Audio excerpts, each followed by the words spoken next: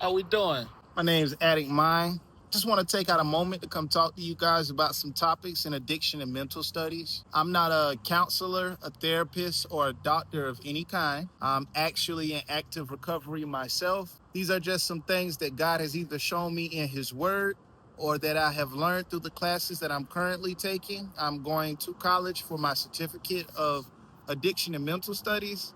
And I just want to share these things. Hopefully, they can help someone along the way. Let's talk about it.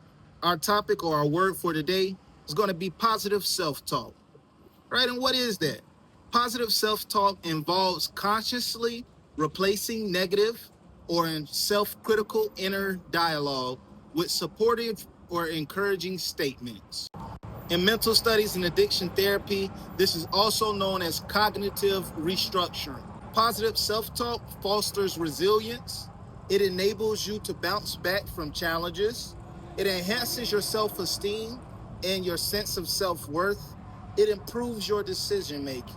All right, so let's break it down. What is positive self talk? Everyone has their own inner dialogue, their own conversation in their minds about who they are, about their self worth, about the things that they do. All right. And when you're struggling with mental studies or addiction of any type, your self perception or your image of yourself can be under attack. Right. So when we say positive self talk, it is restructuring those thoughts about yourself that you commonly have, whether you feel that you're not worthy or that you're not accepted. One of the things that was the biggest conversation for me in my mind was that I could never quit, that I would never be able to stop, that I don't deserve anything worthy. I don't deserve good relationships. I don't deserve to have people that love me in my life. And I did a lot of self-sabotage due to the inner dialogue that I had in my own mind. All right. Positive self-talk is when you take those thoughts in control and you restructure them, right? One of the things I had to do before I started reaching for sobriety is tell myself that I can, right? Because I always said, this is something that I cannot do. Even when I left the rehab facility that I was in, Lighthouse Ministries, one of the things I said upon exiting that facility is my biggest struggle will be with smoking weed. That's something that I'm not going to be able to stop doing.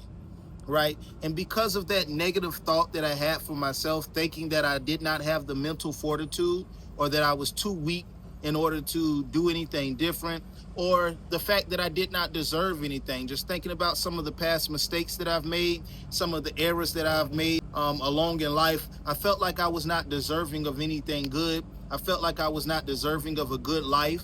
And because of those things, I would run those thoughts of my self-image and my worthiness through my mind.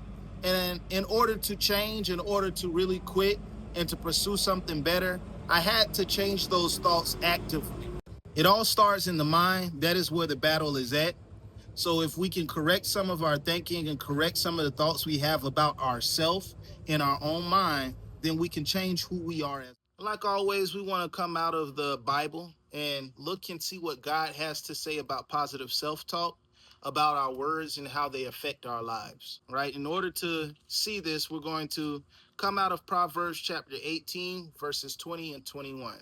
And it says, from the fruit of a man's mouth, his stomach is satisfied. He is satisfied by the yield of his lips. Death and life are in the power of the tongue, and those who love it will eat its fruits. All right. And it's clearly stating here that not only are we affected by the words that we say, the words that we say and the thoughts that we have about ourselves have power over us. It says the stomach is satisfied by the fruit of the lips, and basically meaning that we are affected physically and mentally by the things that we allow ourselves to regurgitate in our minds and to feed on in our minds. By the words that come out of our mouth, they affect our actions.